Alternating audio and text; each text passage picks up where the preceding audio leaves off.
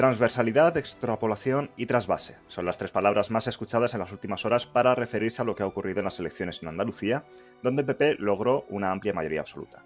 Hoy, en Culturas Políticas, analizamos las causas y consecuencias del resultado electoral de la mano de Aurora Nacarino Bravo, que fue diputada de Ciudadanos y es analista política y editora ejecutiva en el Grupo Planeta. Buenos días, Aurora, bienvenida. ¿Qué tal? Buenos días. También nos acompaña Ángel Rivero, profesor de Ciencia Política en la Universidad Autónoma de Madrid y conocido ya por nuestra audiencia. Gracias por pasarte de nuevo, Ángel. Muchas gracias a vosotros. Buenos días. Junto a ellos, Álvaro Petit, consultor político, periodista y poeta. Buenos días, Álvaro. Buenos días. Y el director de Culturas Políticas y profesor de la Universidad Rey Juan Carlos, David Sarias. Muy buenas. Hola, buenos días. También quien les habla, Javier Collado, desde la misma universidad. Antes de ponernos manos a la obra, recordaros que si os habéis perdido algún programa podéis encontrarlo en las principales plataformas de podcast como iVoox, Spotify, Apple Podcast o Amazon Music. Estamos hasta en YouTube, pero estad tranquilos que no salen nuestras caras. En todas ellas podéis suscribiros para estar al corriente de todo lo que publicamos y también estamos en la cuenta de Twitter @culturpol y la web culturaspoliticas.com.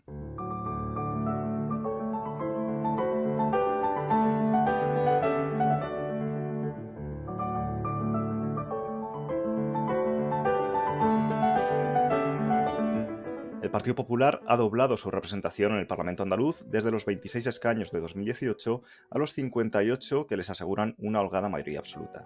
Si bien fueron las anteriores elecciones donde se puso fin a 40 años de control socialista de la Junta de Andalucía, en esta ocasión el triunfo de los populares representa el sorpaso del Partido Popular en solitario al conjunto de los votos de la izquierda, no tan solo del PSOE. A la derecha, los radicales de Vox ganan 2 escaños hasta alcanzar 14, pero lejos de los 20 en los que en algún momento se plantearon alcanzar. La consolidación del Partido Popular se ha producido sin duda gracias a la absorción del voto de centro-derecha de Ciudadanos y la contención de la derecha radical representada por Vox. En términos nacionales, aunque el PSOE solo pierde 3 escaños, el resultado supone otro doloroso golpe en el ya largo viacrucis electoral que viene sufriendo la izquierda en el conjunto de España.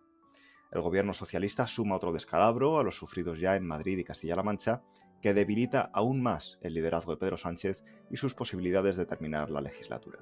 Al mismo tiempo, se acelera la descomposición de la extrema izquierda, que en Andalucía ha pasado de ocupar 17 escaños en coalición a presentar 2 candidaturas que tan solo han sumado 7 escaños, contribuyendo así también a dificultar la convivencia de Podemos e Izquierda Unida en el gobierno de coalición.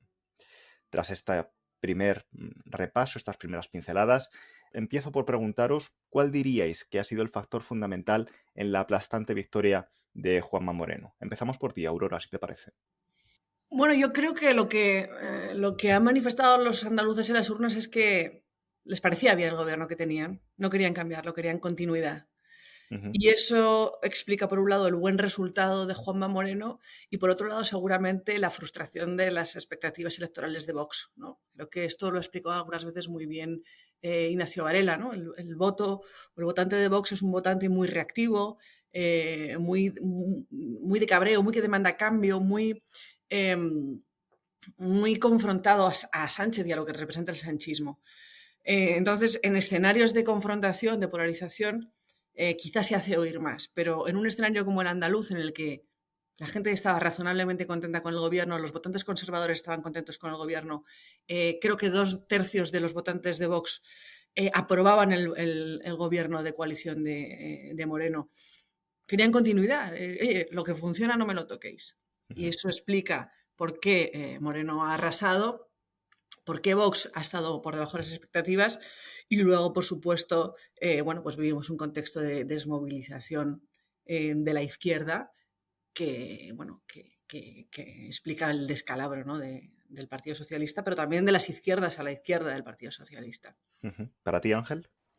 Pues estando de acuerdo por completo con lo que ha dicho Aurora, yo creo que también una cosa importante que se puede añadir, ¿no?, es que la sociedad española, la andaluza, está mucho menos polarizada que sus políticos, ¿no?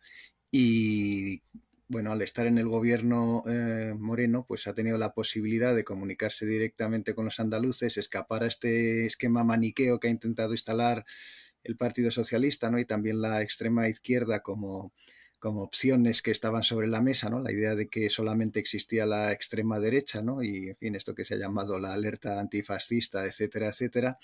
pues digamos que la personalidad política de Moreno y su gestión pues han conectado mejor, ¿no? Con una sociedad que está mucho menos enfrentada de lo que quisieran, ¿no? Digamos, quienes se encuentran en los extremos, ¿no? Y yo creo que eso explica el resultado. Incluso yo creo que también lo explica el hecho mismo de que esa estrategia, ¿no? De colocar el fantasma del fascismo como el horizonte que amenazaba la democracia española, pues ha tenido un efecto boomerang, ¿no? En el sentido de que, en fin, de alguna manera, ¿no? La posición de Moreno se ha visto como una posición centrada.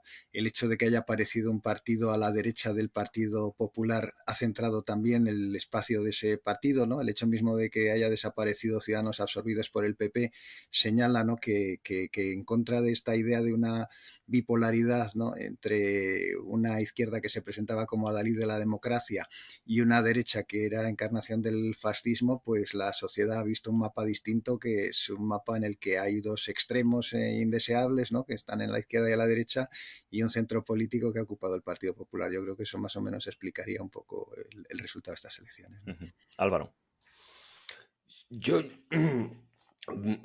tomando lo que ha dicho Aurora y lo que ha dicho Ángel, creo creo que es eso, pero llevado un paso más allá. No es que los votantes hayan visto un mapa político distinto al que le estaban dibujando.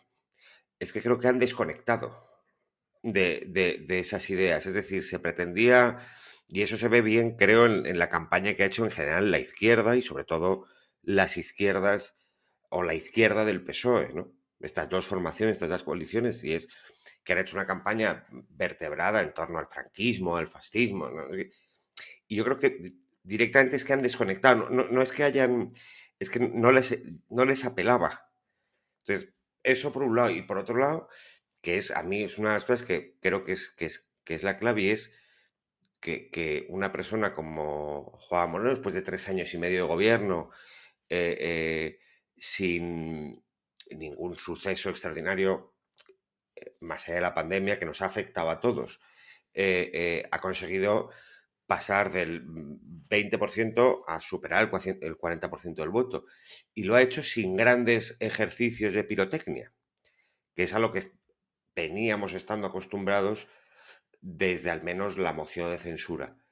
Y ese ejercicio de normalidad, de llevar a la política bueno, pues una forma de entender la comunicación, las decisiones del gobierno normal, mucho más cercana a la vida común, creo que ha sido la clave. Y luego, la otra clave creo que ha sido la campaña de Vox, que ha sido absolutamente vehemente con el PSOE, o sea, con el PP, perdón, en el que se planteaba un gobierno de coalición al estilo Castilla y León, sin que eso llegara a tener tracción electoral, y el votante, en vez de apostar el voto a eso, que tenía muchas dudas, ha decidido darle una mayoría absoluta, pero es que no es una mayoría absoluta, es una mayoría absolutísima, con victoria en todas las provincias. En Málaga creo que son 10 de 14 escaños lo que ha obtenido el PP. Entonces, creo que hay una reacción general a la cultura política que estábamos, en la que estábamos viviendo, al menos desde la moción. David. Yo creo que un poco abundando en todo lo que decís, pero a mí lo que más o el factor que a mí más me llama la atención es que creo que el discurso socialista se quedó obsoleto, pero no durante la campaña. Se ha quedado obsoleto durante los últimos 3 años, porque una parte neurálgica de ese discurso era el discurso del miedo al Partido Popular. Yo creo que esto es una cosa que yo no sé si hay que ser andaluz, pero desde luego hay que conocer Andalucía y entender el papel que juega la Junta como esta inmensa institución de distribución de riqueza y creación de redes clientelares. Y durante 40 años el PSOE ha utilizado su control sobre la Junta para asustar al andaluz y decir, bueno, si llega a la derecha, esto lo va a desmantelar, el tejido, ese tejido económico que que cuelga debajo de la Junta, esto va a desaparecer y va a ser un desastre. Y bueno, pues Juanma llega al Ciudadanos y el Partido Popular llegan al poder y esto no pasa. Con lo cual ese elemento discursivo que tenía un poder extraordinario desaparece. Y luego, por otro lado, quizá más la extrema, más la izquierda más en el extremo, una parte del PSOE también, han desarrollado desde la época del zapaterismo un discurso de la nueva izquierda postmoderna, esto Ángel se lo conoce muy bien, del discurso de género, del discurso identitario, que esto directamente el votante andaluz es que no lo entiende. Bueno, a lo mejor en ciertas zonas urbanas, pues sí, pero el votante andaluz de la masa de votantes del PSOE esto no lo entiende. Y además, esta hipótesis mía, que pues lo planteo como hipótesis y como pregunta,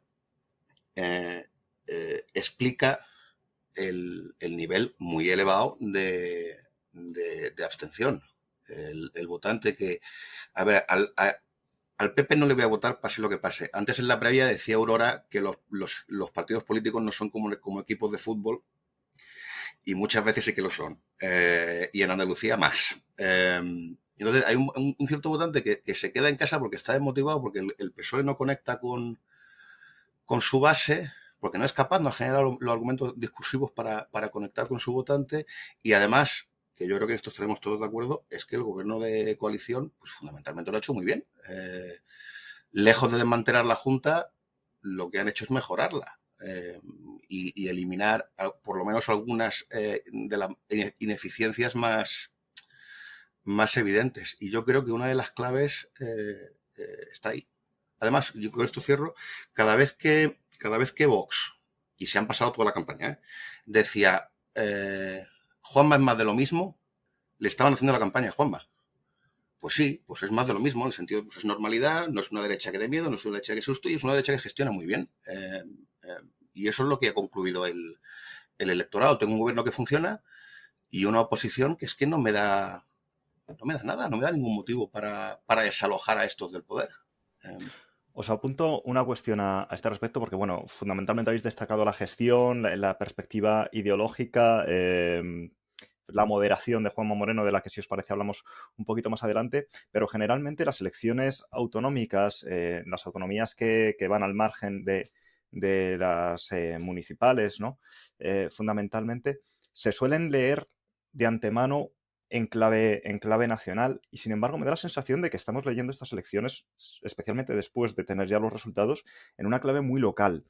Y no sé hasta qué punto consideráis que la economía ha jugado un factor fundamental en el resultado de estas elecciones. Un momento en el que tenemos la inflación disparada, en el que llenar el depósito de gasolina se nos va por encima de los 100 euros, en el que las perspectivas económicas en los próximos meses es de recesión, en el que el campo se considera absolutamente maltratado después de todos los sacrificios que hizo durante la pandemia para mantener el abastecimiento, y que sin embargo ahora pues tanto desde el propio mundo agrario como desde el mundo del transporte se ven muy perjudicados con una subida de precios que en realidad no repercute en sus bolsillos. No sé si consideráis que todos estos factores económicos que van más al bolsillo que a la ideología o que a esa moderación, esas redes clientelares de las que hablaba David, han tenido un peso fundamental en estos comicios. Ángel, te veía asentir. No, de acuerdo, ¿no? Nosotros ahora en la primera ronda hemos hablado mucho de los factores endógenos, pero hay también una dimensión exógena y también, pues, evidentemente, el horizonte económico. Yo creo que, en fin, el Partido Socialista, que esperaba con su cambio de candidato, ¿no?, sanchista, encontrar una comunicación con el electorado tradicional del Partido Socialista, pensaba en fin, que habían pasado un mal rato, ¿no?, y que se recuperaría una relación de confianza que tenía con esa masa social que consideraba suya. Y esto no ha ocurrido, y yo creo que eso ahí también pesan mucho los factores exógenos, que son la situación económica, que en contra de lo que dice el gobierno, que presume mucho, ¿no?, de sus políticas sociales, las personas no lo viven de esa manera porque las dificultades dificultades son ciertas. Es gracioso que lo entiendan como un problema de comunicación y no como un problema real, ¿no? Una falta de empatía completamente con las dificultades y con la falta de expectativas y sobre todo con aquello que se adivina, que es realmente que las cosas no van a ir a mejor, sino que van a ir a peor, y eso es muy importante. Y claro, la idea misma de que un gobierno débil del Partido Socialista con unos socios digamos, insensatos, pues que, en fin, es la imagen que se puede trasladar del gobierno nacional al gobierno regional, genere confianza en los andaluces, pues es difícil de entender, ¿no? Entonces yo creo que esto que es muy, muy determinante, y yo creo que también hace que tenga una lectura estas elecciones andaluzas que se pueda proyectar también a nivel nacional, y es que a pesar de que el gobierno nos repite todos los días que ha hecho unas leyes sociales extraordinarias, la gente no perciba que su vida sea mejor, sino que avizora más bien que está siendo muy difícil y que va a ser bastante peor, ¿no? Por todos los factores económicos que nos has contado y que viven las personas día a día. Y esa falta de conexión, que va un poco también con lo que dijo David, pues, y también, ¿no? Le habéis dicho a Álvaro también, ¿no? Que tiene esa idea de que hay una desconexión completa, ¿no? Porque se han concentrado particularmente el gobierno en su discurso, ¿no? A nivel nacional, pero también, evidentemente, a nivel regional, ¿no? En las guerras culturales y en en fin, el alarma antifascista, pues se señala pues en fin, un alejamiento tan grande de las preocupaciones de las gentes que necesariamente pues es castigado electoralmente, ¿no? Uh-huh. Aurora. Sí, efectivamente. Yo creo que, por un lado, como tú has dicho, son unas elecciones que se han jugado en clave muy regional, han sido unas elecciones muy andaluzas, pero por otro lado, evidentemente, las elecciones no se registran en el éter, ¿no?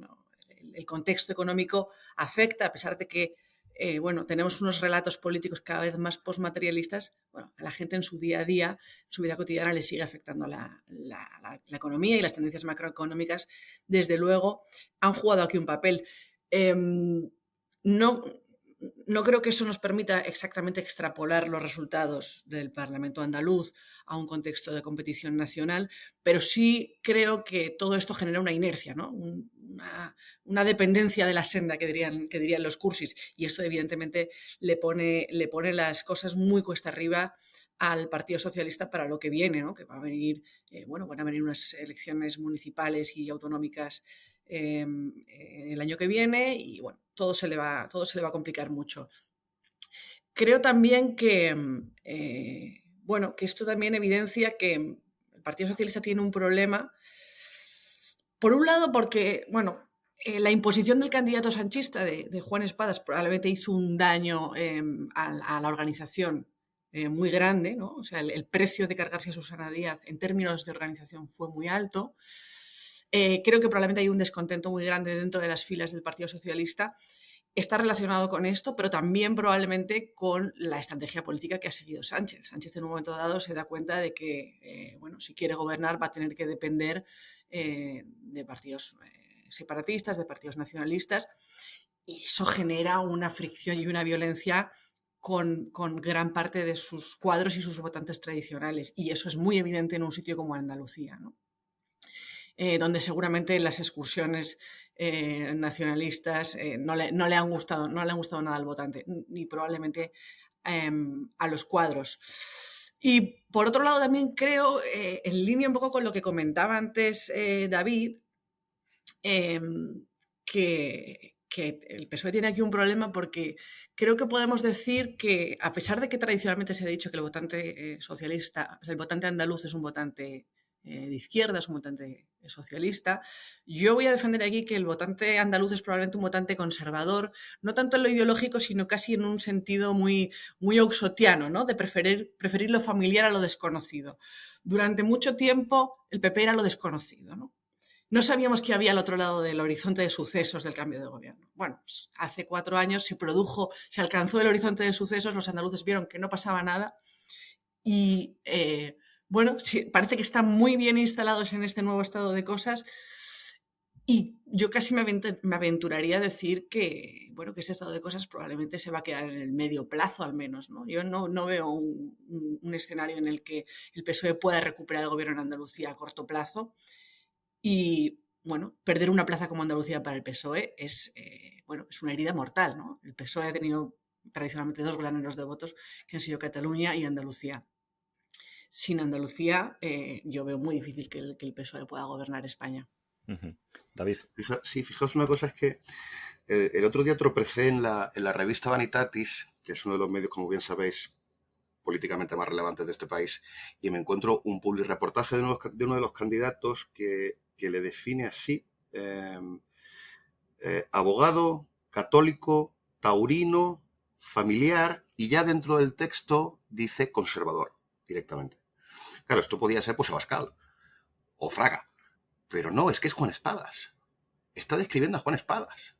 Entonces, era un poco por abundar en lo que ha dicho Aurora ahora mismo. No es solo el votante medio del PSOE andaluz, no es solo conservador en el sentido de cauteloso y de voy a votar al PSOE porque es lo que he votado siempre. Es que el PSOE andaluz es un partido conservador, al que se le añade la dimensión de la izquierda de clase, de redistribución de riqueza y demás, pero luego, en términos culturales, pero sí que vamos, abogado, católico, taurino, familiar, sí que se puede estar más a la derecha, pero ya no sé, o sea, no sé en qué caes. Juan Espadas, está la foto abajo, que yo me imagino que el artículo este lo harían sus asesores, o por lo menos lo leerían. Y yo creo que refleja muy bien a la izquierda sociológica, o la sociología de la izquierda andaluza.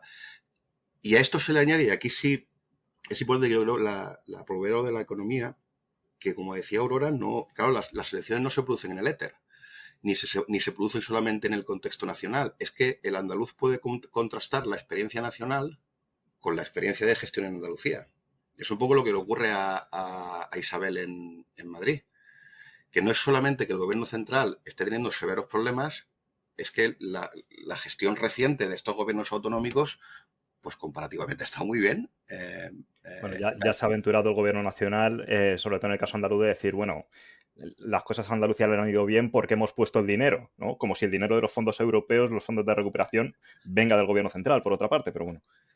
Bueno, pero ese juego lo llevan haciendo de 40 años, que son fondos que, por ejemplo, alimentan el PER y demás, que, en fin, viene de Europa y...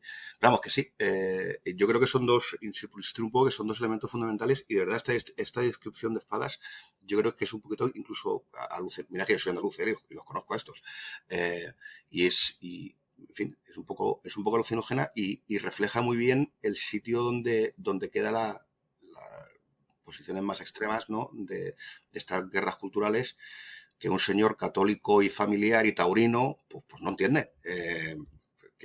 Claro, y pues así están. En el momento que desaparece el voto del cabreo y de la protesta de las elecciones del ciclo electoral anterior, esto se desintegra. Esta izquierda polémica revertirá, entiendo yo, al Partido Comunista de Andalucía de toda la vida, que es estos sean comunistas. Eliminamos lo de católico, y la descripción también aplica a estos, al comunismo andaluz más tradicional. No sé si vosotros... Ahora volvemos con la izquierda, si te parece, David, pero ha sacado Ángel la cuestión y luego ha replicado Aurora sobre si es extrapolable o no los resultados de hoy a nivel nacional. Ángel decía que cree que sí, Aurora no lo tiene tan claro. ¿Tú, David, cómo lo ves? Y luego Álvaro. A ver, yo lo que creo que es definitivamente extrapolable es el agotamiento del modelo del gobierno. Y además yo creo que lo vemos todos los días, y el electorado esto lo percibe, que es que no tiene una alternativa, no tenemos un proyecto de país para enfrentarnos a la crisis. Y también es extrapolable que la principal fuerza, y aquí los que los conocéis mejor esto, que quizás sean más de política práctica, que sean Aurora y Álvaro, una de las señas de identidad del Partido Popular positivas, porque la negativa todos sabemos cuál es, que es meter la mano donde no debes, pero de las positivas es la capacidad de gestión. Entonces, cuando tienes una situación que en esto es análoga a la de Zapatero, y además un candidato como Feijóo, yo creo que sí se puede reproducir una situación parecida de desmovilización de la izquierda y un ascenso considerable del Partido Popular por ausencia por incomparecencia del contrincante. Yo hoy está llena la prensa, y estos días estará repleta de análisis sobre si es o no extrapolable. Yo creo que no, pero no porque queda como máximo un año para las próximas generales. Y con lo que llevamos visto desde que empezó esta legislatura, un año puede ser eterno. Segundo, los que hemos trabajado y hemos hecho, y Aurora lo puede corroborar o no, pero los que hemos estado haciendo y hemos hecho campañas electorales, los marcos de opinión cambian mucho o pueden cambiar mucho cuando se acerca el momento de votar. Entonces, extrapolable no lo creo. Lo que sí creo es, que lo comentaba al principio Aurora, es que marca una tendencia o el inicio de una decadencia discursiva, política, incluso si me apuras, estética, de entender la acción política. Es decir, llevamos 3 años con un gobierno nacional que ha acabado por influir en todo el PSOE y en toda la izquierda, en el que a cada coyuntura, a cada problema, saca un artificio, un fuego de artificio, el que fuere. Y eso es lo que yo creo que ya no está cuajando, ya no cuela. Por decirlo un poco pedestre, eso ya no cuela. Entonces, extrapolable, en términos de resultados, creo que no. En términos de cultura política, de dinámica política, creo que sí. Pero esto es como todo, o sea, se ha dado el pistoletazo de salida. Ahora los partidos, todos tienen que ser capaces de correr esa carrera. El PP para lograr sus objetivos, el PSOE para no perder, es decir, y luego que en política no juegas solo. O sea, tú te presentas, pero se presentan otros. Igual que tú sales con una estrategia para defender tus objetivos, el resto de partidos hace lo mismo. Y menospreciar a un partido como el PSOE, darlo por amortizado, creo que es muy arriesgado. Creo que es muy arriesgado. Igual que lo fue dar por amortizado en su día el PP. O sea, creo que grandes partidos con una implantación territorial, con un bagaje histórico y una experiencia de gestión y de acción política tan grande, darlos por amortizados por un resultado electoral, pese a lo desastroso que ha sido para el PSOE en Andalucía, me parece muy arriesgado. Muy arriesgado.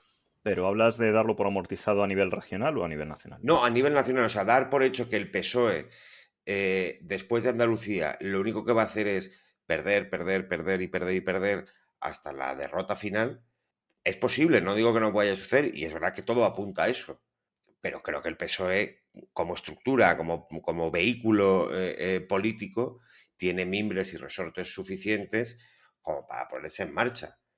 La cuestión entonces, la cuestión ahora es pensar qué queda del PSOE. Es decir, es lo que hemos visto en Andalucía. Oye, en Andalucía, lo comentaba Aurora también, llega un buen día y el líder nacional descabeza la organización en Andalucía, saca de Sevilla a un buen alcalde de Sevilla con una buena proyección electoral y lo convierte en un desastre de candidato y o sea, desviste un santo para mantener desnudo otro. Entonces, bueno, por eso yo creo que ayer, cuando comentaba con David en una llamada, decía, oye, que sí, que los resultados son buenísimos, ¿no? Pero que ahora viene la segunda parte, que es lo que suceda en los partidos y las decisiones que tomen. Y de eso dependerá si eso no es extrapolable. Ángel. Sí, bueno, yo quería matizar un poco la cuestión de lo extrapolable o no. Evidentemente los resultados son de Andalucía, pero yo creo que sí que hay una dimensión, digamos, nacional que ha afectado también al comportamiento del votante andaluz, ¿no? En fin, que son dos dinámicas que no necesariamente son exclusivas, sino que hay, evidentemente, lo que haya hecho, y esto estoy seguro que el Partido Socialista de Andalucía estará culpando de los resultados al gobierno nacional en buena medida. O sea, no lo digo que lo vaya a decir Adriana Lastra en alguna de sus intervenciones, pero seguramente que eso ocurre en el interior, ¿no? Y yo creo que aquí también estas elecciones, y tiene que ver con lo que dice Álvaro, es que realmente el Partido Socialista tampoco es un bloque compacto, es un bloque que tiene diferencias regionales y que hay un Partido Socialista conservador, como nos ha dicho David, que corresponde con regiones conservadoras de España, ¿no? Y que podría ser pues Extremadura, Andalucía, ¿no? Y Aragón, que son regiones que sociológicamente son conservadoras y que tienen un estilo de partido socialista que es muy católico en su preocupación social, ¿no? Y en su discurso integrador, y que no sintoniza bien, yo creo, con algo que quizá estas elecciones se pueden poner ya muy de manifiesto, porque hay una tendencia, y es el fracaso de un modelo de partido socialista que estaba un poco apadrinado por el PSC, y que es, en fin, es un modelo de partido socialista que Pedro Sánchez ha continuado, pero que funda Zapatero con la idea de un acercamiento a los nacionalistas como estrategia de conseguir una coalición permanentemente ganadora, y que, en fin, estas inercias se ponen en marcha y luego cuesta mucho tiempo corregirlas, pero fracasaron en Galicia, que fue donde se inventó esta cosa originalmente, en la idea de un partido socialista que apoya una concepción plurinacional de España, ¿no? Y que renuncia a ser un partido nacional, y que yo creo que en Pedro Sánchez ha encontrado una continuación, que es un modelo que está muy vinculado quizá a los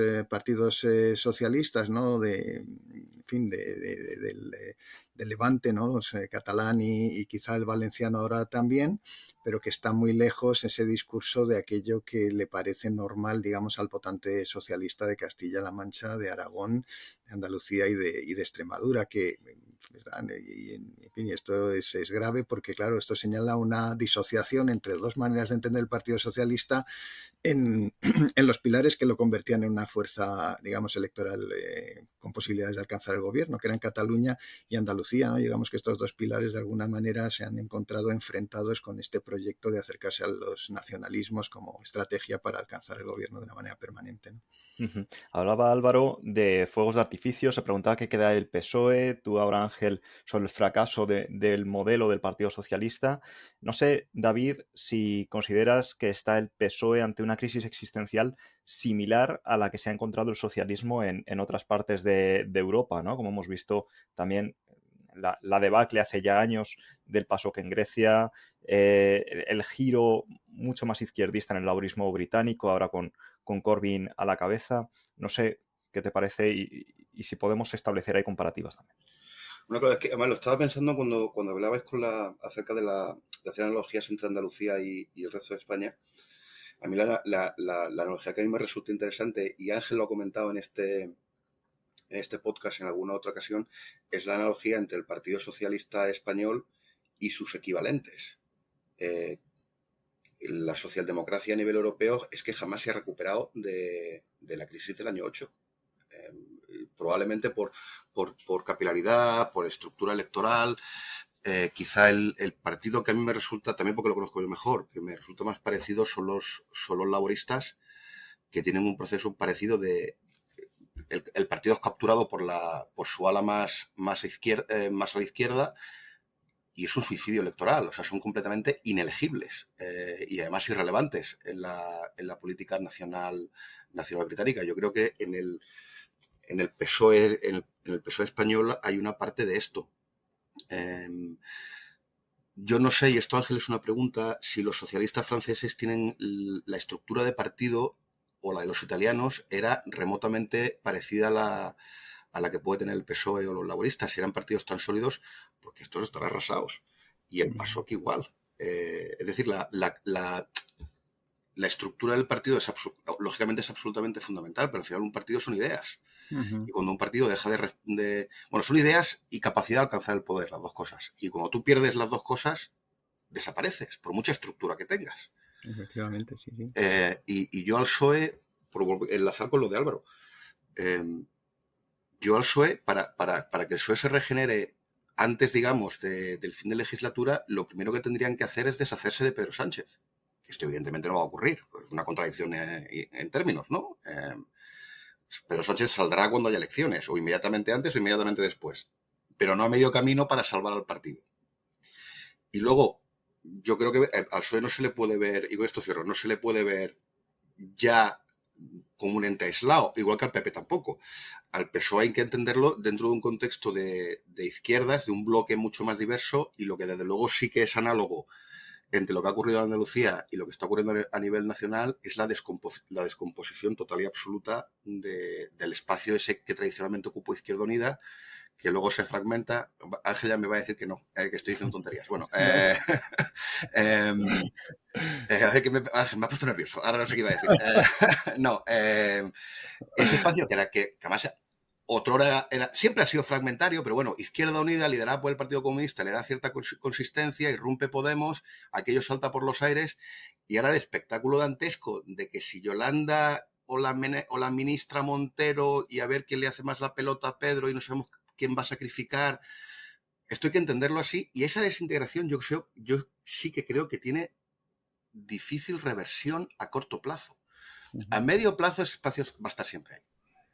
No, yo quería decir que estaba de acuerdo con David, no le quería corregir, ¿no? Recuerdo que Tony Blair decía una cosa que yo creo que que tenía mucho sentido, ¿no? Y era que cuando estaba, en fin, el tiempo de hegemonía del Partido Conservador, ¿no? En el mundo de Margaret Thatcher, ¿no? Que la gente votaba, en fin, el Partido Laborista reaccionaba a estos triunfos conservadores con la idea, ¿no? De que no les votaban ellos porque no eran suficientemente de izquierdas, ¿no? El argumento de que la gente vota a la derecha porque ellos no son suficientemente de izquierdas. Y yo creo que eso ha ocurrido con el espacio de la extrema izquierda española, que se ha ido, si vemos cuál ha sido su decurso ideológico, ¿no? En el universo del Partido Comunista y de Izquierda Unida, que se han ido radicalizando y que han ido recuperando las antiguas banderas de ideales fracasados, en fin, el leninismo, ¿no? Hacer mucha de insistencia, ¿no? En el carácter comunista, ¿no? De su ideología, en fin, se han alejado mucho de lo que había sido el Partido Comunista de la Transición y de Izquierda Unida, que era una manera de reaccionar justamente ante el hundimiento del comunismo, era una manera de escapar a la etiqueta comunista, y sin embargo ahora nos encontramos que son reivindicados y piensan que les votan poco porque no son suficientemente radicales. Yo creo que hay ejemplos europeos importantes, ¿no? David hablaba de la cuestión del Partido Socialista francés. El Partido Socialista francés es un partido que perdió la conexión con sus bases sociales, era un partido que se convirtió en un partido de élites, ¿no? En fin, de líderes políticos escandalosos, ¿no? Por su riqueza, ¿no? Y por el tipo de vida que practicaban, y ese espacio rápidamente pues lo aprovechó el Frente Nacional, que como se sabe es el principal partido obrero de Francia, el Rassemblement National, por encima de la Francia insumisa de esta, bueno, ahora ya el NUPES, esta nueva coalición que se ha hecho. Entonces, yo creo que también es una lección para los partidos socialistas no perder, digamos, sus apoyos tradicionales, pero es verdad que vivimos en un mundo muy distinto del siglo XIX, mediados del siglo XX, donde la clase obrera pues era una clase con una identidad y, en fin, a la que se podía dirigir uno, y ahora no resulta tan fácil. Yo creo que un ejemplo que ha sido poco atendido es el del Partido Socialista Portugués, porque el Partido Socialista Portugués, ¿no? Que aquí se ha utilizado como ejemplo, ¿no? Para crear un gobierno de coalición, pues se ha hecho de una manera equivocada, ¿no? Con ignorancia de lo que había pasado en Portugal. El Partido Socialista Portugués nunca ha hecho un gobierno de coalición con la izquierda. Curiosamente sí lo ha hecho históricamente con la derecha varias veces, pero nunca ha metido a comunistas en el gobierno, nunca ha metido a los radicales del bloque de izquierda, solamente ha tenido acuerdos de legislatura en el pasado, ¿no? No lo tiene ahora. Y sin embargo el Partido Socialista Portugués está gobernando ahora con mayoría absoluta. Se ha mantenido fiel al centro político y eso le ha beneficiado y ha pulverizado completamente a su izquierda, digamos, revolucionaria, ¿no? Yo creo que eso señala que el Partido Socialista Portugués se ha comportado de una manera radicalmente distinta del Partido Socialista Español. Es curioso que Pedro Sánchez se inventó, ¿verdad?, esta idea del gobierno Frankenstein, apelando, ¿no?, a imitar el modelo portugués, ¿no?, de la alianza, digamos, el apoyo legislativo que había obtenido para conseguir el primero de los 3 gobiernos de Costa, ¿no? Pero lo que ha resultado de todo esto, de no meterles en el gobierno a los radicales, ha sido justamente que el Partido Socialista, que era un partido que tradicionalmente nunca alcanzaba mayorías absolutas en Portugal, solamente había ocurrido con José Sócrates, pues ahora está gobernando con mayoría absoluta. O sea, que ha hecho el camino inverso. Ha intentado la parte más moderada de la izquierda, digamos, radical portuguesa, atraerlas hacia su voto, ¿no? Ha sacado votos también del centro derecha, ¿no?, del Partido Socialdemócrata, y ha conseguido una mayoría absoluta en un tiempo en el que los partidos socialistas pues están en declive en el resto de Europa, ¿no? Aurora. Yo lo que creo es que, más allá de que los resultados de Andalucía se puedan extrapolar o no, es decir, yo creo que si mañana se celebraran elecciones en Andalucía, probablemente tendríamos unos resultados bastante distintos a los que hemos visto hoy en Cataluña, tendríamos unos resultados bastante distintos a los que hemos visto hoy en Andalucía. Pero más allá de eso, sí creo que se vislumbra el fracaso de la estrategia de Sánchez. Sánchez hace una lectura de la España del post-bipartidismo, en la que él concluye que en realidad vamos a un nuevo equilibrio de bloques, del bipartidismo al bibloquismo, pero con una bolsa además creciente de escaños nacionalistas, regionalistas, localistas, que ya alcanza una masa casi, diría yo, de 50 escaños, ¿no? Y que esa masa de 50 escaños es la que al final genera el desequilibrio entre los bloques. Los bloques son parecidos y quien sea capaz de granjearse el apoyo de esos partidos de la periferia gobernará. Eso se cumple cuando efectivamente el tamaño de los dos bloques es parecido. Incluso puedes estar un poco por debajo del bloque de la derecha y continuar gobernando porque tú eres capaz de sumar más, ¿no?, de esa bolsa de escaños periféricos. Pero eso es lo que ya ha empezado a fracasar, ¿no? Parece que la distancia entre los bloques va a ser tan grande que eso no va a ser suficiente para que el PSOE pueda seguir gobernando. Creo que la estrategia se ha revelado mala para España, pero también mala para el Partido Socialista. Y creo que un partido con instituciones sólidas sobrevive sin demasiados problemas a un mal gobernante, ¿no? Creo que eso explica en cierta medida por qué España no es Venezuela, como intentaron en algún momento Podemos, ¿no? Había unas instituciones que defendían, ¿no?, contra la avalancha populista, ¿no? Pero también, aparte de ser malo para un país, es malo para el PSOE. Y yo no tengo duda que un país con instituciones sólidas sobrevive sin problemas a un mal gobernante. Ahora, ¿cómo afecta esto a un partido? Es complicado. ¿Cómo va a salir de aquí el Partido Socialista? Pues eso es más complicado. Yo no sé si el golpe que se lleva el Partido Socialista después de Sánchez será irreversible. No sé si lo de Sánchez ha sido la nota de suicidio más larga de la historia, pero en cualquier caso sí que parece que el Partido Socialista tendrá una travesía del desierto por delante muy, muy complicada. Álvaro, por favor, muy rápido. Sí, no, es cogiendo una idea que acabas de comentar, Aurora, y es esa idea de que es la masa de escaños periféricos la que desequilibra luego las mayorías parlamentarias que dan acceso al poder. Si te fijas, en Andalucía ha pasado algo parecido. Es decir, en las anteriores elecciones, Juanma Moreno no solo no ganó, sino que creo que sacó el peor resultado de la historia del PP. Y fue presidente, con apoyos externos, la coalición con Ciudadanos y el apoyo de Vox, no recuerdo ahora si mediante abstención o no. Y eso también se rompe. Es decir, que hay una dinámica que se está rompiendo en términos generales y es la dinámica que post-bipartidista que tú comentas, que también afectaba a la derecha. Y de hecho, hemos estado 3 años o 3 años y medio en los que la estrategia de la derecha era sumar un escaño más que el bloque de la izquierda. Y eso en Andalucía se ha roto. No se rompió en Castilla y León, por ejemplo. No con tanta contundencia en Madrid. Y en Andalucía sí. Y en Andalucía Vox es irrelevante, Ciudadanos ha desaparecido y hay un partido que ejerce que sustituye lo que fue el Partido Socialista en las décadas anteriores, que es un partido de poder, con 50 y pico escaños, mayoría absolutísima y el control absoluto de las instituciones de gobierno. Entonces, que cuando hablábamos de si es extrapolable o no, y yo decía muy alegremente que no, en términos de resultado creo que no, bien, pero eso es lógica electoral, o sea. Pero una de las cosas que sí creo que puede ser extrapolable y que entronca con la idea de que se está rompiendo una dinámica política que se inaugura con la moción de censura, un poquito antes, pero que toma cuerpo con la moción de censura, es que esos juegos de bloques creo que están perdiendo fuerza en la mente del electorado y en la vida política. Y creo que en eso Andalucía sí puede ser sintomático.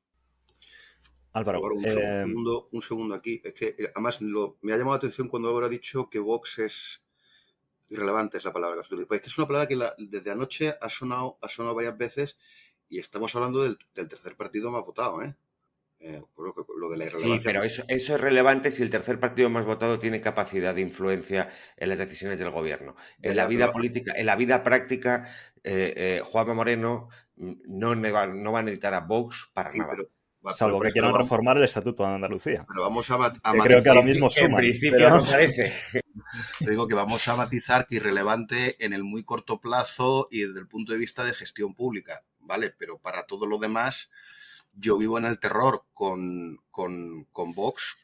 vamos con Vox luego, si os parece, porque quiero retomar antes, hemos estado hablando bastante rato del principal perdedor, del PSOE, y quiero retomar una cuestión también que comentaba Ángel, que hablaba de las dos almas del PSOE, de cómo se fragmentó el partido, y os quiero preguntar si eso es extrapolable al PP, porque ahora mismo lo que hemos visto es a un Moreno que precisamente lo que se ha ensalzado es la cuestión de la moderación ideológica, del énfasis en la gestión, y es algo absolutamente opuesto, por lo menos en lo que es la moderación ideológica, de lo que ha hecho la rockstar del partido, ¿no? Lo que ha hecho Díaz Ayuso, defendiendo un proyecto de una ideología sin ningún tipo de complejo, ¿no? De una derecha sin complejos. Entonces, os pregunto si nos encontramos de nuevo ante un PP con dos almas y si creéis que esto va a traer problemas, esta dualidad del enfoque de lo que debe ser el partido.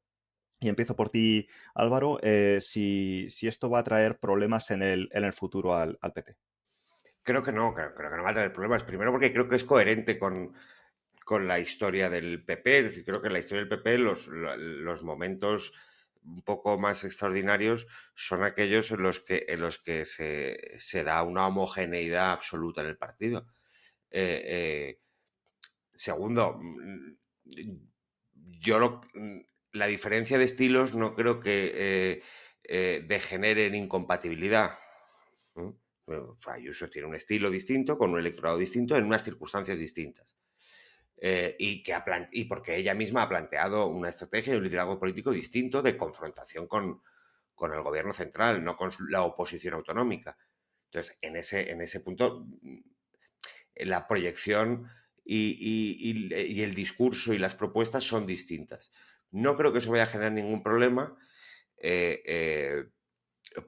aquí creo que el factor personal juega mucho, porque creo que el presidente del PP, Núñez Feijóo, no percibe eso, es la sensación que tengo, sin ningún tipo de información ni de nada, pero no percibe eso como un problema.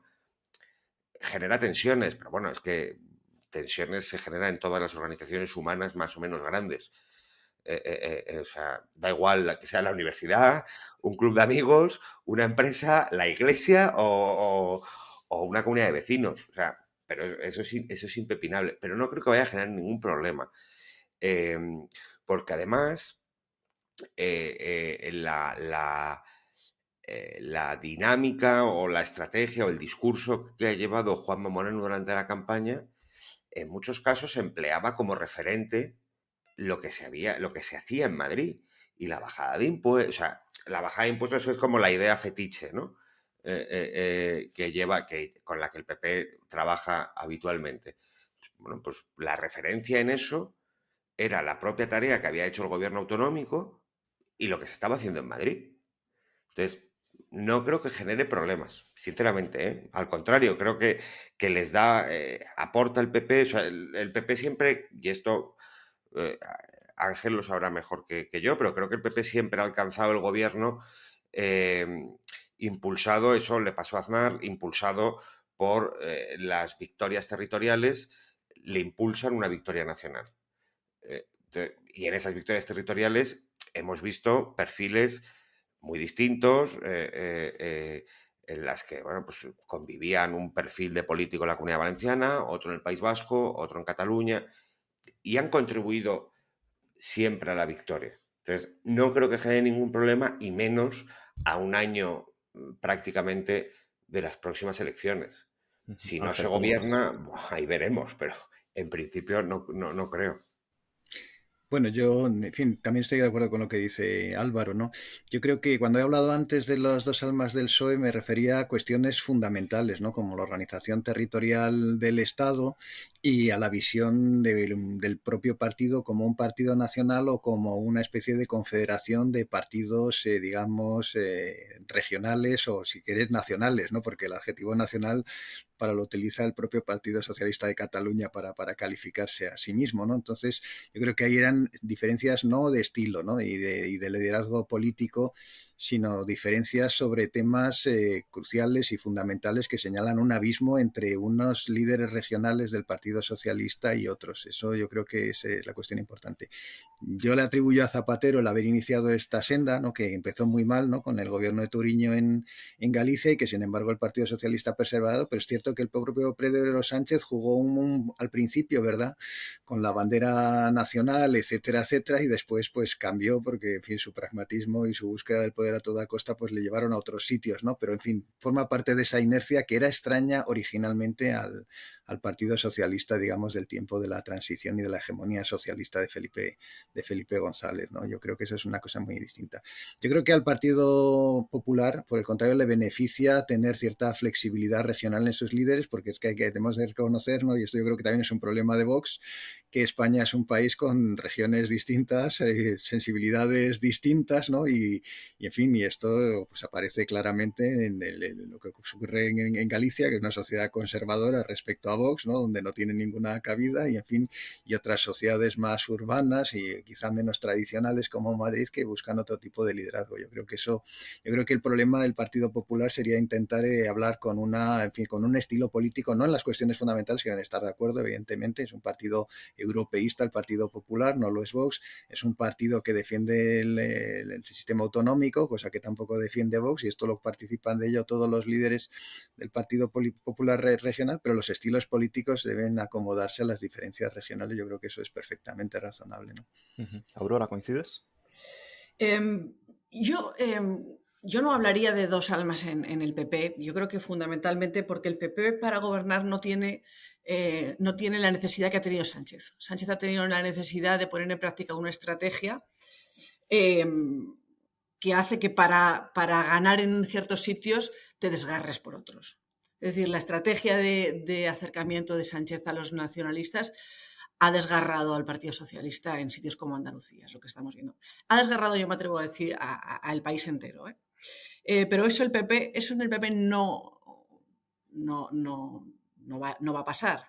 Que tengamos líderes regionales con distintas particularidades, como decía Ángel, pues es perfectamente lógico en un contexto en el que tenemos distintas autonomías con sus propias particularidades.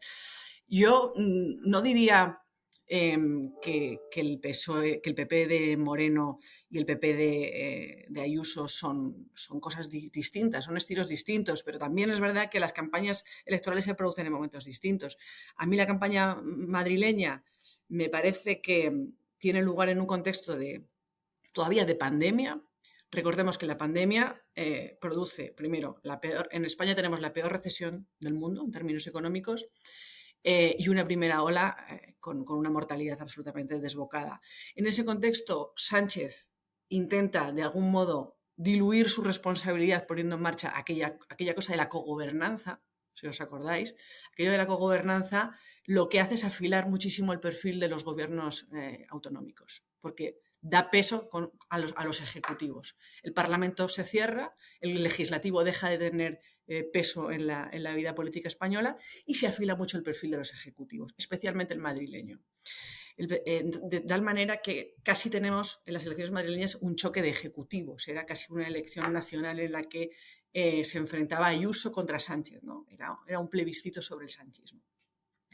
Y ahí es donde se alcanza, en mi opinión, el clímax de la polarización. Yo tuve la sensación de que en Madrid estábamos viendo el clímax de la polarización, porque tenía la sensación de que aquello ya no podía ir más lejos, era demasiado loco ya, ¿no? Ya no había cuerpo que lo aguantara. ¿Os acordáis de aquello de comunismo, libertad, democracia contra fascismo, balas en sobres? Era una cosa absolutamente desquiciada.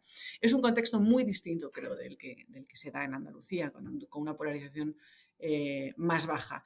Y creo que por eso también se observan dinámicas políticas distintas, pero no tanto porque crea que en el PP puede haber dos almas. No, creo que eso forma parte de una estrategia concreta de Sánchez para gobernar a nivel nacional, que le permite granjearse apoyos nacionalistas a costa de a costa de desgarrar su partido en sitios como Andalucía. David, y ya enlazamos con el tema de Vox que querías comentar. Pues yo me da un poco de pudor porque soy quizás el menos indicado, pero la verdad es que no estoy yo del todo de acuerdo con vosotros. Yo sí creo que en el Partido Popular no es que haya dos, es que hay unas cuantas. Además, estoy pensando, por ejemplo, en el Congreso de Valencia, cuando Mariano le tiene que leer la cartilla a Esperanza, y ahí hay una diferencia ideológica que es real. Es verdad que la aparición de Vox, o más reciente, antes de cuando aparece Casado se aprovecha de esas fracturas internas, no solo organizativas, pues están los orellistas y tal, sino también ideológicas, y él se apalanca sobre la línea dura del partido, la herencia de Aznar, y yo creo que sí hay distintas familias ideológicas dentro del partido que tienen sus disputas internas. Gallardón es otra víctima de estas disputas internas. Lo que ocurre es que dentro del Partido Popular la aparición de Vox baja este tipo de inflamaciones ideológicas, inmediatamente se desinflan porque los hiperventilados van a Vox. Y además dentro de Vox se produce el mismo fenómeno de hay distintas familias ideológicas. De todas formas, lo que sí estoy de acuerdo, y además creo que esto es muy importante, es en la adaptación narrativa al contexto autonómico, si se quiere. Isabel en Madrid, que tampoco se inventa la rueda, el estilo de Isabel, hay una línea directa con el estilo esperancista. Y Isabel tiene un contexto muy concreto en Madrid y adopta una estrategia comunicativa, bueno, Isabel, más que Isabel, muy concreta, que en Madrid funciona, y además aquí lo hablamos en el podcast que estuvimos sobre el PP, que eso no era extrapolable al resto de Andalucía. Claro, Juanma Moreno, él se encuentra en la situación de que él tiene que ser conservador, con C pequeña. Él tiene que convertirse en lo que era el PSOE, en un partido conservador, calmado, y el partido natural de poder. Claro, la estrategia de Isabel en Andalucía, eso es inviable. De hecho, Juanma Moreno intenta apagar las elecciones, que sean calmadas, cuando en Madrid Isabel hace justo lo contrario, que es intentar inflamar. Y es la izquierda la que está intentando calmar, salvo por lo de las balas. Entonces, bueno, solamente es un pequeño matiz que yo sí creo que hay ciertas identidades propias, como en todos los grandes partidos, atrápalo todo. Hay familias ideológicas que sí que están ahí. Y que, bueno, Casado en parte al menos es una víctima en parte de eso. Yo en realidad le quería hacer una pregunta, Ángel, que se la quiero hacer desde ayer, porque yo aquí sí creo que la dimensión internacional y los alineamientos internacionales son patentes y relevantes. Además, ayer también tuvimos las elecciones francesas y tenemos el ascenso del populismo, la entrada del lepenismo en el Parlamento Nacional, y bueno. Y por supuesto tuvimos a Meloni, de gran estrella invitada, contribuyendo, en mi opinión, primera pregunta, Ángel, contribuyendo al gran batacazo.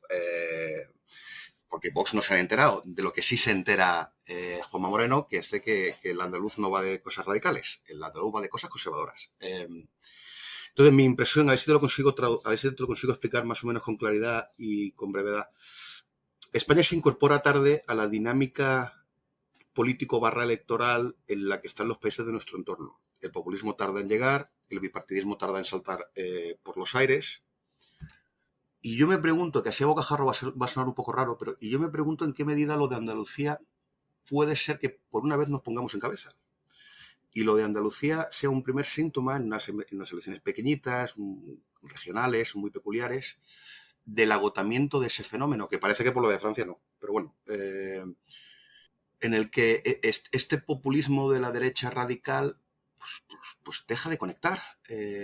Además, en un contexto de crisis que es distinto del año 2008, en un contexto de crisis, después de haber tenido una crisis en la que esta derecha radical ya no ha sabido dar respuestas. Entonces, y la candidata Olona, yo creo que es además muy significativa de los límites de ese modelo ideológico, porque efectivamente es un paracaidista, que eso es lo de menos. Es el histrionismo, es el ser del terreno pero completamente impostado, y se nota. O sea, yo me hago pasar por un miembro del pueblo virtuoso y me he visto de Faralaes. Es una cosa que en Andalucía esto además son muy sensibles. A la que se vista de Faralaes cuando no toca. Cuando toca bien, pero cuando no toca muy mal, porque es muy hortera. Pues no sé, Ángel, si me he conseguido comunicar contigo. Porque además Vox, que es lo que más me ha llamado la atención, ellos han sido extraordinariamente hábiles a la hora de lanzar su discurso de autenticidad. Tú ves a Abascal con Morante subido en un caballo, Abascal, que es de Bilbao, bueno, de por ahí del norte. Vitoria. Es que para los andaluces, de Peñaperros para arriba, todo el norte. Entonces, bueno, este es un señor que es vasco. Concretamente, ¿vale? de Álava, vamos, para decirlo bien, de Álava. Y tú lo ves con Morante en lo alto de un caballo, vestido como de señorito andaluz, una cosa muy rara, y te lo crees. Esta esencia del español castellano, y tú ves a Abascal y te lo crees. Porque además yo creo que es que él lo debe de hacer cuando no está en la Cámara. O cuando montaron la contraconvención al PP y montaron esta fiesta de los pueblos de España en IFEMA, y les salió muy bien. Pues porque es lo que ellos hacen y lo que les gusta, y estaban encantados de la vida, y les salió muy bien. Y sin embargo, con olor patinan. No leen el electorado, yo creo que no leen la situación. Entonces, estoy siendo muy confuso, ya lo sé, Ángel, pero no sé si tiene sentido lo que te estoy preguntando. Voy a salir a tu rescate. Bueno, yo, a ver, creo que lo he entendido, creo que lo he entendido, David, ahí he penetrado en tu mente. Yo creo que Vox ha hecho muy mal la campaña. Y Vox, yo creo que esto también es una advertencia de que quizá ya tenga más pasado que futuro, ¿no? Eso quizás es tirarse un poco a la piscina por lo siguiente. Yo creo que Vox hay que ver cuál es la génesis de su nacimiento, que es un movimiento, digamos, una extinción dentro del Partido Popular, donde, digamos, que los valores conservadores, algo tiene que ver con la libertad moral, son fuertemente conservadores y contextan, ¿no?, digamos, el ayornamiento del Partido Popular en cuestiones que para ellos son de libertad moral muy importantes, y es un partido que en el terreno económico pues es, en fin, digamos, liberal en el terreno económico. O sea, que es un partido, en origen un partido que es de la nueva derecha, forma parte del universo de Reagan o de Margaret Thatcher. Ese es el tipo, o partido conservador británico en buena medida, ¿no? Y sin embargo, los medios, digamos que instrumentalizan a Vox para convertirlo, ¿no?, en el polo con el que se tiene que organizar la vida política española, porque yo recuerdo que en las anteriores andaluzas, me acuerdo que Televisión Española siempre sacaba a Vox, aunque no tenían representación, ¿no?, diciendo que, aunque no tenían derecho, ¿no?, fue de acuerdo con la Junta Electoral, por su, digamos, por su valor, digamos, periodístico, había que sacar todos los mítines de Vox y dedicarles mucho tiempo. O sea que realmente Vox se ha encontrado con que la izquierda ha buscado convertirles en su adversario, y ellos han aceptado encantados ese emplazamiento porque les ha ido muy bien. Lo que pasa es que han seguido más allá de donde debían, hasta aceptar también que les conviertan en los émulos de estos movimientos populistas que tú nos has contado, David, ¿no?, en fin, de Europa, que responden a circunstancias distintas y que además todos ellos son muy diversos, ¿no? Entonces yo creo que entre los errores de Vox en esta campaña, yo creo que, por supuesto, yo creo que la candidata estaba mal elegida, porque en España no gustan los candidatos cuneros, por mucho que ella pueda ser brillante en el Parlamento Nacional, y esto yo creo que es una pérdida para Vox, porque parece que se va a quedar en Andalucía y, en fin, han perdido una voz que estaba ya con mucha identidad política dentro del Parlamento Nacional. O sea que han pagado un precio alto por un resultado que no era el que esperaban y que ellos no pueden ver como un resultado bueno, ¿no?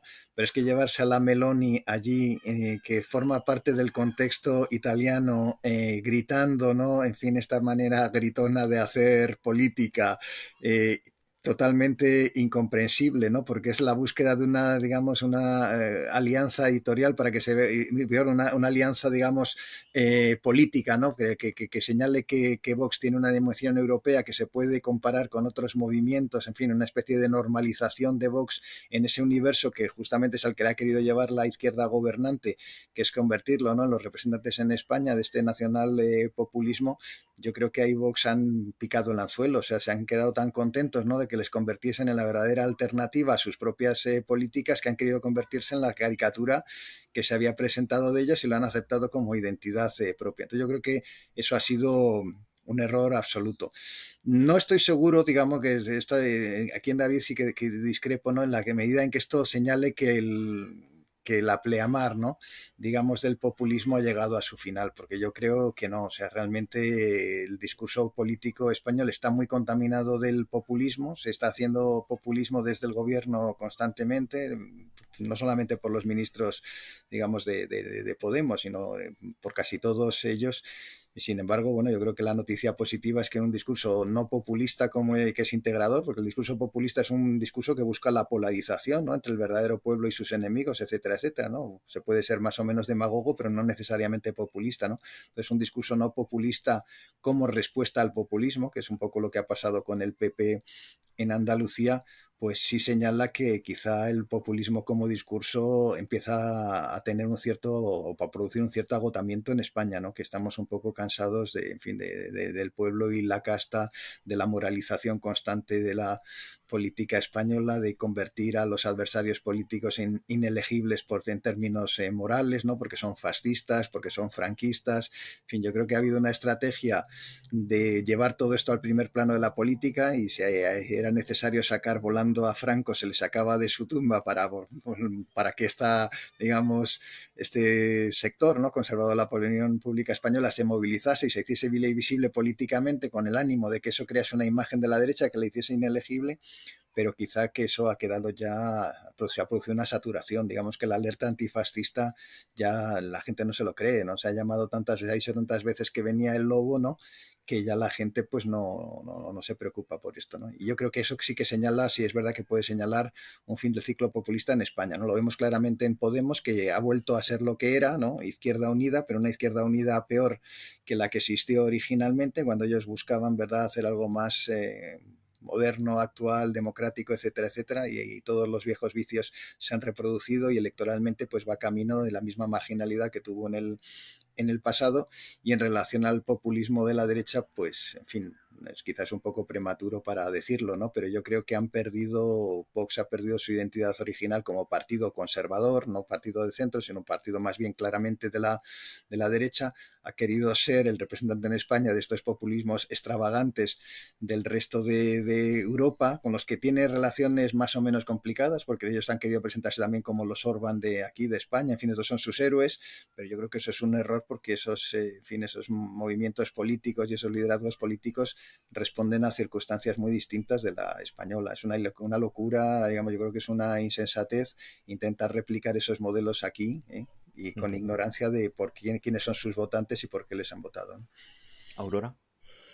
Yo creo que el ejemplo de Vox en Andalucía es el ejemplo de lo importante que es la gestión de las expectativas en política, ¿no? Más que un mal resultado, es un mal resultado comparado con las expectativas que había generado Vox, ¿no?, en la mente del electorado. Ahora, ¿qué significa esto? Que estamos ante un fin de ciclo del populismo en España. Yo tengo mis cautelas.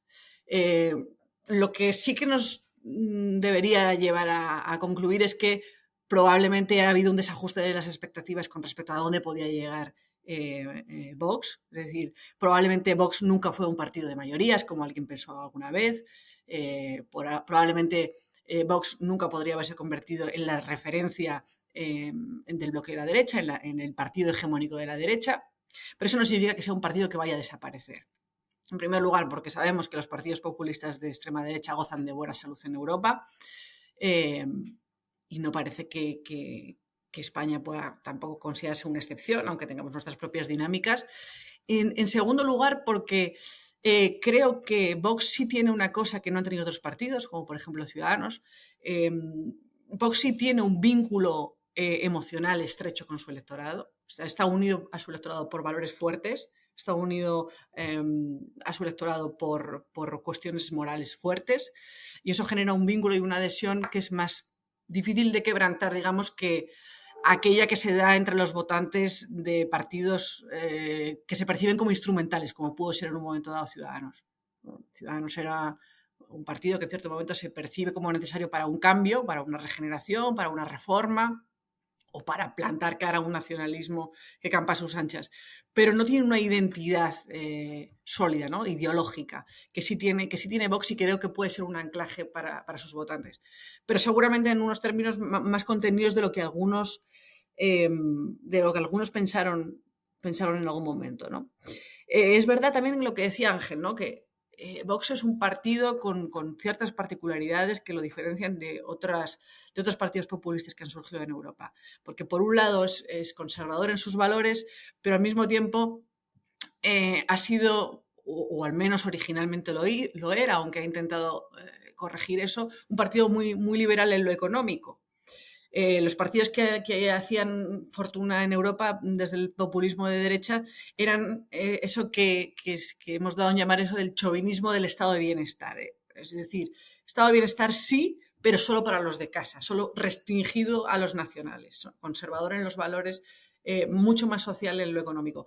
Eso Vox no ha sido capaz de encarnarlo, aunque creo que ha ido intentando girar hacia ese punto, en cierto modo también porque bueno, también hay un problema de credibilidad al final. Es difícil también hacer un discurso muy antielitista cuando eres un partido de élites, ¿no?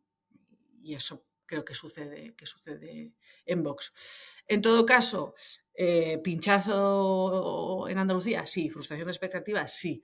Ahora, ¿es el declive irreversible de Vox? Yo tendría cautelas ahí. David, te dejo la última pregunta y hacemos última ronda y terminamos. No, es que porque yo me planteo lo mismo que con lo que ha cerrado Aurora.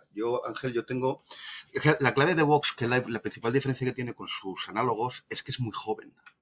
Y está todavía, creo yo, en proceso de formación. Yo os iba a preguntar, pero lo que pasa es que lo ha mencionado ya Aurora.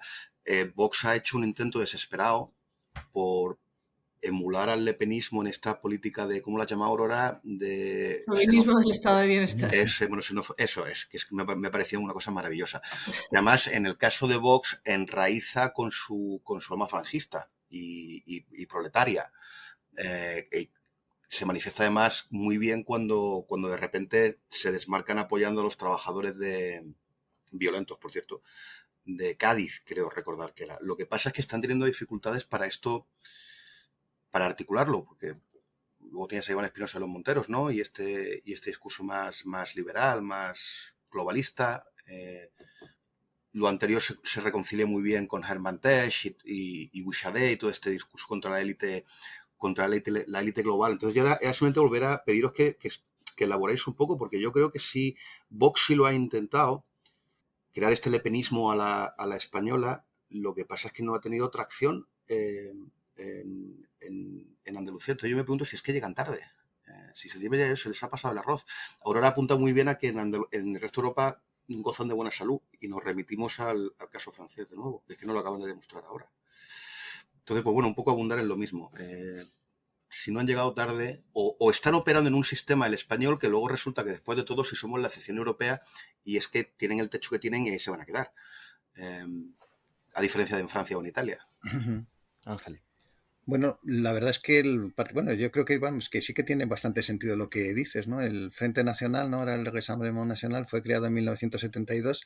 En ese momento era un partido de la nueva derecha, era un partido en lo económico liberal, era un partido que buscaba, en fin, a los autónomos, a los pequeños empresarios, representarlos políticamente frente a un partido, un Estado voraz, ¿no? El tradicional estatismo francés de todas sus épocas y particularmente la Quinta República. Y defensor de los valores de la Francia tradicional en el terreno, digamos, de los valores cristianos, ¿no? En fin, cuestiones como el aborto, etcétera, ¿no? Entonces, es verdad que teniendo tanta historia con su hija, ¿no? Con Marine Le Pen, el partido ha girado hacia un partido social, ¿no? Esto que nos ha llamado Aurora el chauvinismo del estado del bienestar, donde ese partido que era el que defendía que se desmontase el estado del bienestar originalmente, ¿no? Y que se produjera, ¿no? Una especie de limitación, ¿no? De la participación del Estado en la vida social francesa, pues es el mismo que ahora encarna hoy en día, bueno, quizá frente al liberalismo, ¿no? De los partidos del centro francés, ¿no? De los republicanos y el Partido Socialista, pues la defensa de un Estado fuerte y un Estado que entiende la economía en términos de soberanía nacional y que quiere servir a un auténtico pueblo francés que ve amenazado por la globalización. bueno, pues quién sabe si Vox ha fundado un sindicato, ¿verdad? Digamos que el éxito de esta estrategia del Frente Nacional es limitado, es porque, en fin, no han alcanzado nunca la presidencia y ahora sí que tienen un número de representantes significativos en la Asamblea Francesa, pero es un partido que se fundó en el año 72, les está llevando mucho tiempo coronar ese sueño. No sé si Vox va a tener tanta paciencia, pero podría ocurrir. Están buscando copiarlo a través de esta infiltración en el mundo obrero, ¿no? A través de su sindicato, etcétera, etcétera, porque también creo que, como ha dicho Aurora, pues es difícil que cuando tus líderes no forman parte de ese universo, pues se produzca esa identificación, ¿no? Cuando es un partido dirigido por élites, que muevas a ese público obrero, que en el caso de Francia responde a circunstancias muy francesas y al malestar francés, ¿no? Y que yo creo que son muy distintas de las españolas. Pero evidentemente ellos están buscando de alguna manera están tocando muchas teclas. Ellos han movilizado muchos temas que han copiado de estos partidos populistas europeos, ¿no? La cuestión migratoria ahí no les ha ido muy bien y sin embargo les ha ido mejor. De hecho, en el elegido pues han dejado de ser la primera fuerza, ¿no? Lo cual yo creo que en este tema es significativo. Pero bueno, han tocado otros temas, ¿no? Como los que tienen que ver con la libertad moral, ¿no? En fin, el universo del aborto, etcétera, etcétera, y sobre todo pues la cuestión territorial, que es digamos el capital más importante que han tenido como mecanismo de despegue político. En la medida en que este tema, no digamos, está algo más enfriado, pues quizá a Vox eso les perjudica, ¿no? Pero en la medida en que siga vivo, pues lo pueden utilizar en el futuro, ¿no? O sea que, en fin, hacer este tipo de profecías es siempre un poco complicado. Pero vamos, sí que es claro, yo creo que eso sí que es evidente, que Vox está buscando aprender de estos otros partidos y está intentando sus estrategias y sus mañas y movilizando sus temas a ver si toca esa tecla que es capaz de darle pues un apoyo político mayor y una manera de diferenciarse del Partido Popular, ¿no? Pues yo creo que en la cuestión europea eso es evidente, en la cuestión autonómica también. Y son dos cuestiones que son propias de Vox como mecanismo de diferenciación y que sin embargo pues tienen que quedar un poquito veladas porque no son tan populares como para hacer ellos pues algo más que, en fin, creo que ha dicho también Aurora, que es un partido que no se puede entender como un partido de gobierno, no resulta difícilmente imaginable, ¿no? Hubo un tiempo en el que sí que aspiraba hacia ese sorpaso y ahora yo creo que más bien está más preocupado, a pesar de lo que ellos dicen y sus ínfulas, por mantener un espacio propio que les permita ser políticamente relevantes. Álvaro, y terminamos con Aurora. Yo estoy completamente de acuerdo. Solo quería añadir un elemento y es que igual que la realidad ha venido a fastidiarle el jolgorio a la izquierda gobernante, porque ha venido una pandemia, una crisis económica, y eso te da poco margen a, a darse homenajes ideológicos y a tener galvanizada tu base permanentemente, creo que eso también le ha pasado a Vox. Es que de repente llega un suceso extraordinario como es una pandemia y con todas sus consecuencias y la realidad más material, si la queremos llamar así, se hace presente, joder. Y entonces las guerras culturales, o lo que se entienden por guerras culturales, ¿no? Empieza a perder puestos en la pirámide de decisión, joder. Y eso yo creo que a Vox sí le ha pasado factura. Sí le ha pasado factura. Porque de todos los. En un sistema de competición electoral, todos los partidos dependen de los demás, en buena medida. Hay un grado de dependencia siempre con respecto a lo que hagan tus adversarios. Y ese grado de dependencia, quizá en el partido en el que más se da, es con Vox respecto al gobierno. Aurora. Sí, no, yo lo que decía es esto, ¿no? Yo creo que el problema con Vox es un problema de expectativas. No creo que vayan a desaparecer, creo que seguirán teniendo oportunidades de condicionar gobiernos.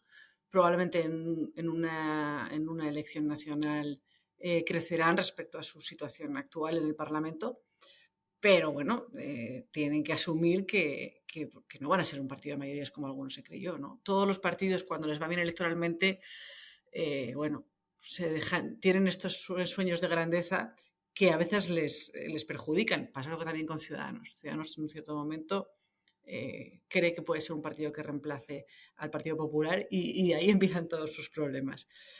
Pero en cualquier caso yo creo que seguirán teniendo su espacio en el Parlamento.